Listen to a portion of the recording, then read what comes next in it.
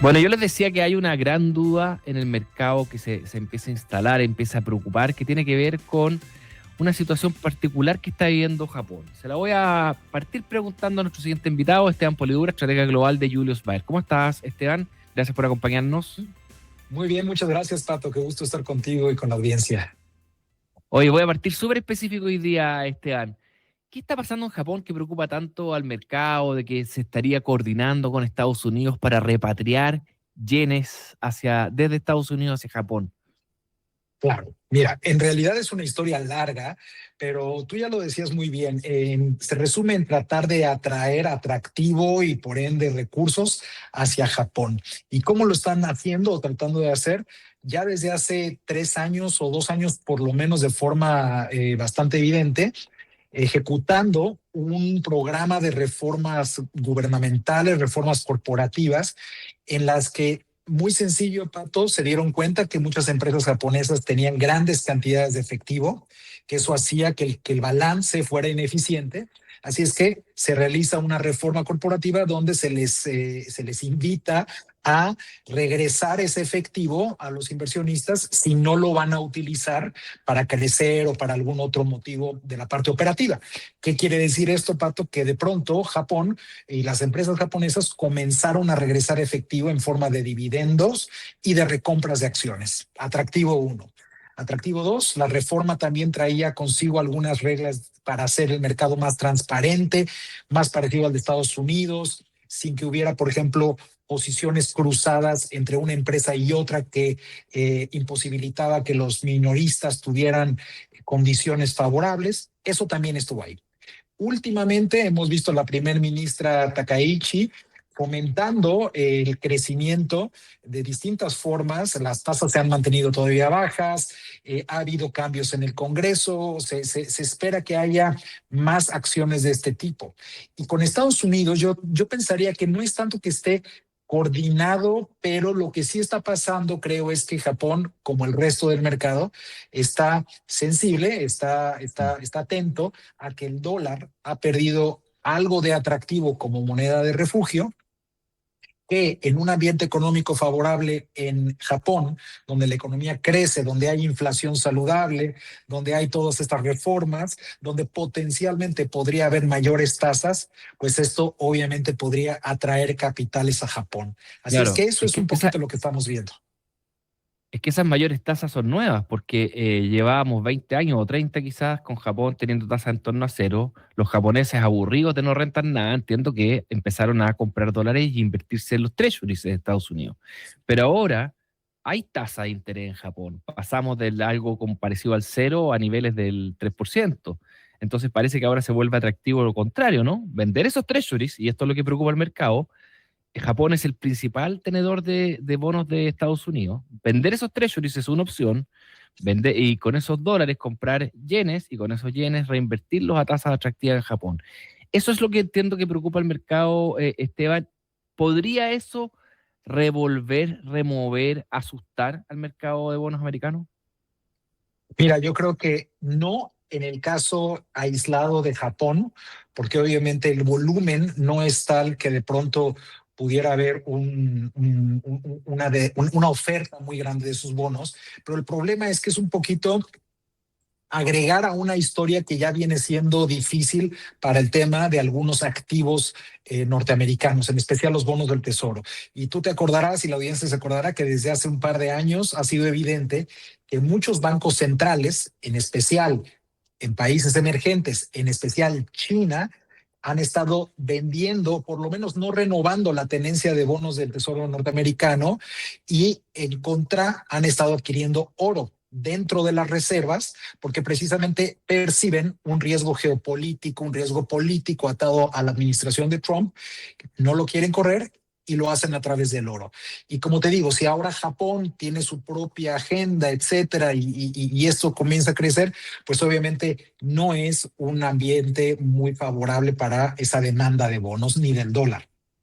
Entiendo. Esteban Polidura, estratega global de Julius Baer. También quiero seguir preguntando por Estados Unidos, pero ahora en esta negociación o no sé cómo llamarla, quizás amenaza de comprar Groenlandia, se han esbozado razones de seguridad. ya de seguridad, donde Estados Unidos dice que no se quiere arriesgar ni que Rusia ni que China puedan tener una base cerca, en Groenlandia, cerca de Estados Unidos. Pero más allá de las razones estratégicas de seguridad, ¿hay motivos económicos para interesarse en Groenlandia? Muchos. En realidad, esa parte de seguridad vamos a decir, es una razón que puede ser obvia y más fácil en el tema político, pero claro, todos hemos sabido que Groenlandia ha estado ahí toda la vida, la proximidad con Rusia y China ha sido algo permanente desde hace muchos años. ¿Por qué el enfoque? Y además, si se comienza uno a ver un poquito más el mapa, no nada más Groenlandia, sino algunas de las acciones de Estados Unidos recientemente, tal parece que el enfoque no es tanto la parte de seguridad, sino tanto el acceso a recursos naturales. Y Groenlandia tiene una historia muy interesante, sobre todo de tierras raras, reservas, en muchas ocasiones incluso no probadas, pero que se estiman pueden ser de las mayores del mundo de tierras raras. Y claro, eso cambia la perspectiva. Sabemos, por ejemplo, que el interés de Estados Unidos en Ucrania puede ser no tanto la parte política, pero que ha habido demandas por tener acceso a las materias primas de Ucrania. Así es que esto lo englobo un poco, Pato, con lo que hemos estado viendo con los precios del cobre, de la plata y de algunos otros commodities que precisamente han tenido una demanda excesiva, especulación en muchos casos, porque precisamente muchos inversionistas perciben que esto es una historia de acceso a recursos naturales y quieren estar posicionados ahí. Bueno, no solo especulación, yo me imagino también que preservación de valor. O sea, entiendo que hay una demanda, hay una historia de demanda relacionada a commodities, a la energía, a la inteligencia artificial, toda esa parte de la historia la entiendo, pero también está el otro argumento, Esteban, creo yo, que Estados Unidos empieza a ser menos atractivo, menos confiable, su moneda menos confiable, lo que tú decías, los bancos centrales entonces empiezan a deshacerse en el margen de dólares. Y bueno, ¿qué alternativas tienen? O sea, bueno, podrán comprar un poco de yenes, podrán comprar un poco de yuanes, que no transa demasiado, obviamente el euro, pero no mucho más. Y yo me imagino que se les abre ahí la alternativa del oro, de la plata, el cobre menos, porque me imagino que la densidad del cobre es como, no sé, $1 millón en cobre debe ser como una bodega completa, en cambio $1 millón en oro debe ser, te lo guardas en el bolsillo, ¿no? Correcto, correcto. Y es eso, es una historia de diversificación. En el tema del oro, claramente como el segundo activo de refugio seguro más grande en términos de mercado. El primero sigue siendo los bonos del Tesoro norteamericano, pero evidentemente abajo del oro hay mercados mucho más pequeños. Estamos hablando de tal vez algunos bonos del gobierno alemán, francos suizos, tú lo decías bien, yenes japoneses. Así es que el oro claramente tiene esa historia de refugio seguro. Con el tema de la plata y el cobre, que tienen uso industrial mucho mayor, evidentemente, que el del oro, yo te diría, ahí tal vez juega más a favor de esta demanda o especulación la historia del acceso a recursos naturales y lo que la administración de Trump podría estar dispuesta a hacer para tener ese acceso en la siguiente década, controlar la región. Sabemos del tema de Venezuela, petróleo, en fin, todo está atado, Pato. Esteban Polidura, ¿qué esperas de este año las Magnificent Seven? ¿Es una historia que está empezando, en tu opinión? ¿Estamos en desarrollo, terminando? Porque bueno, ahí hay todo lo que estamos hablando tiene que ver con si es que la demanda por estos recursos va a ser sostenida o no. ¿Qué esperas tú Sí. de esta historia de inteligencia artificial? Yo creo, Pato, que vamos a estar ante un año dividido en dos fases. La primera mitad, donde el mercado está todavía tratando de posicionarse en empresas de crecimiento acelerado, que estas Magnificent Seven y las empresas de tecnología en Estados Unidos siguen siendo opciones de crecimiento. Sin embargo, el mercado ya es un poquito más selectivo, no tratando de jugar inteligencia artificial como fue al principio del año pasado, sino buscando un poquito más esos modelos de negocio diversificados que generan efectivo, que a lo mejor tienen inteligencia artificial, pero que está siendo financiado ese crecimiento con recursos propios. Eso creo que va a dictar un poquito la pauta de la primera mitad. Y en la segunda mitad, Pato, creo que también va a haber cosas interesantes, sobre todo porque muchas de las inversiones anunciadas el año pasado, que para estas empresas excedieron 400,000 millones de dólares, y este año se espera excedan 500,000 millones de dólares, en la segunda mitad del año va a haber ya un reconocimiento relevante de depreciación y amortización. Esto quiere decir, si no viene acompañado eso de ingresos, el mercado podría, vamos a decir, castigar algunas de estas historias. Ah, qué interesante punto. Muy buen punto, Esteban. Oye, pasémonos un poquito a Europa. Hoy día vienen los titulares que se consiguió un acuerdo entre India y la Unión Europea, un acuerdo de libre comercio. ¿Es relevante esto para Europa en términos de crecimiento, en términos de poder acceder a un mercado de mil y tantos millones de personas? Es muy relevante y sobre todo, Pato, porque lo podemos de nuevo atar con otras historias similares como el tema de Canadá y China, que bien sabes, Trump incluso amenazó con aranceles del 100% a Canadá si eso sigue adelante. Es muy relevante porque te da a entender que el mundo no se está quedando de brazos cruzados ante la estrategia predominante de Trump, que son las amenazas con tarifas. Se están fortaleciendo esos lazos comerciales entre los otros países al grado, Pato, que si estuviéramos hace un año, estaríamos probablemente hablando de el riesgo que correría China con las tarifas de Estados Unidos. Y hoy en día sabemos que las exportaciones de China han tenido un desempeño fabuloso en el ambiente que hemos estado en los últimos meses. Así es que esto solo te habla de que la estrategia de tarifas probablemente no tiene el efecto que Trump estaba buscando o que por lo menos promocionó, que muchos países están logrando crecer y fortalecer esos lazos comerciales y que seguramente si el tema de tarifas sigue siendo una herramienta hacia adelante, con más razón veremos este tipo de acuerdos como el que resaltas, Pato. Me tiene, pero muy curioso, Esteban, los efectos o los no efectos de las tarifas que impuso Estados Unidos. O sea, cuando se empezaron a anunciar, nosotros dijimos, bueno, se acabó el libre comercio, se acabó todo el mundo multilateral como lo conocimos. Dijimos un montón de cosas. Estábamos seguros que la inflación iba a llegar con fuerza. Estábamos seguros Ujú. que el resto del mundo le iba a exportar mucho menos a Estados Unidos.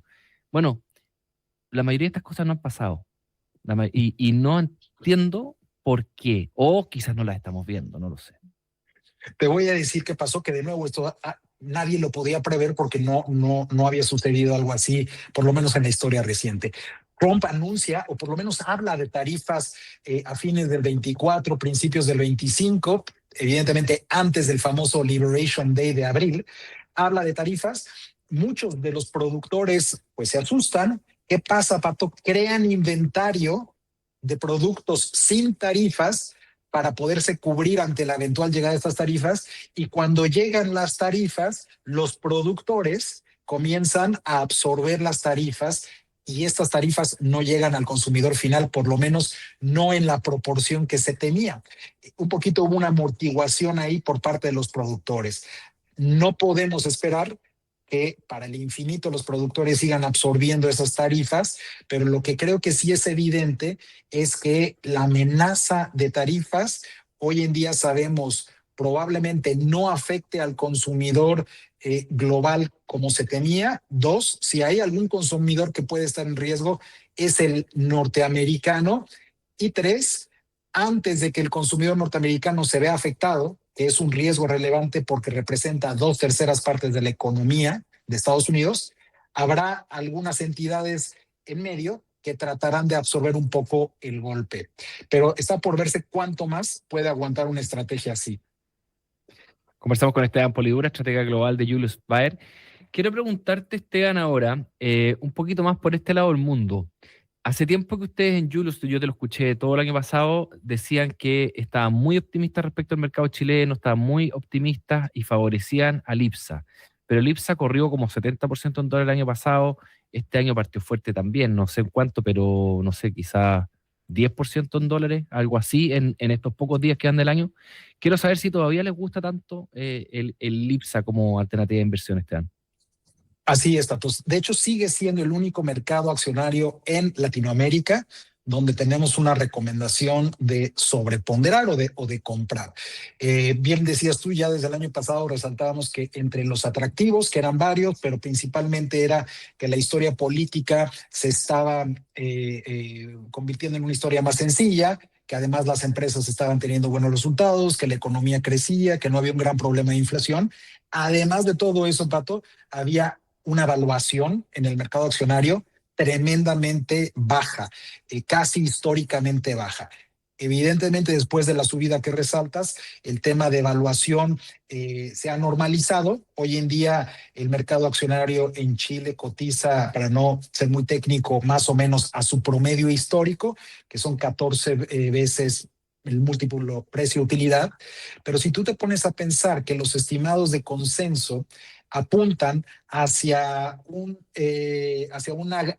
ambiente de ganancias corporativas, de utilidades por acciones que crecen alrededor de 12 a 13% este año, en 2026, pues bueno, suena interesante seguir posicionados en un mercado así, donde además hay exposición al tema de cobre del que hablábamos, donde además el tema obviamente político sigue siendo mucho menos problemático que en el pasado. Nos sigue gustando, Pato. Buenísimo. Ahora, extranjeros no invirtieron plata el año 2025 en Chile, de hecho sacaron plata. Entonces está la posibilidad de que este año sí entren. Yo me imagino que para que entren en todo caso, lo que siempre hablamos, tiene que, además de gustarle Chile, tiene que gustarle sobre todo Brasil, tiene que gustarle sobre todo México, porque entre los dos debe sumar 80 y tantos, 90%. ¿Se ve bien desde afuera Brasil y México, Esteban? De hecho, yo me iría un paso antes, Pato, y te diría, se ve bien mercados emergentes. Nosotros Ok. en el comité de inversiones y nuestro equipo de análisis recientemente cambió esa perspectiva, esa recomendación para mercados emergentes accionarios, obviamente, a compra, a sobreponderar.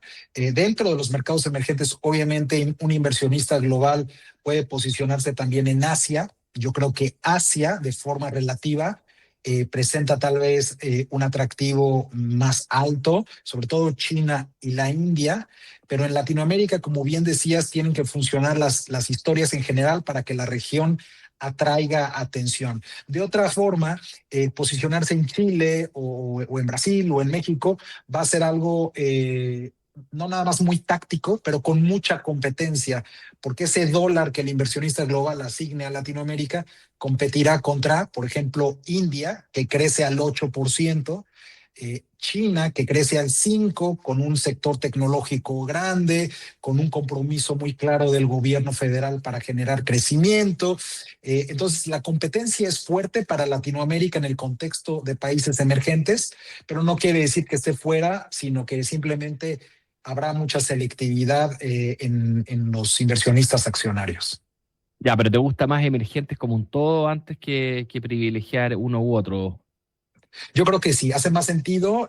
Además, cuando uno tiene exposición a emergentes, se lleva ya un peso mayor de Asia, pero si hay que hacerlo por países o por países, yo te diría, favorecería yo China y la India en primer lugar y después ya alguna otra apuesta como puede ser Chile. Oye, Evidentemente, un inversionista chileno, mejor voltear a ver Asia, ¿no?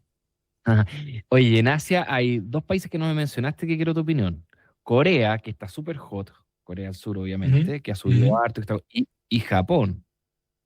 Sí, sí, por supuesto. De hecho, fíjate, Japón obviamente no lo mencioné porque cae dentro del mundo de países desarrollados. Ahí también tenemos una recomendación de compra. De hecho, te diría yo, Suiza, Alemania, Japón, nuestros países desarrollados con la opinión más favorable. Y en el caso de Corea, es un poquito un tema intermedio entre desarrollado y emergente, pero yo te diría, el tamaño del mercado es mucho más pequeño. Esto también te hace que la liquidez sea mucho menor, etcétera. Entonces, creo que un portafolio global puede estar mejor representado por estos tres países desarrollados y tal vez China y la India, que son líquidos, antes de meterse en un mercado más pequeño como Corea. Si hay el apetito para eso, evidentemente es una buena opción. Excelente, Esteban Polidura, estratega global de Julius Baer. Muchas gracias por conversar con nosotros aquí más que números. Gracias a ti,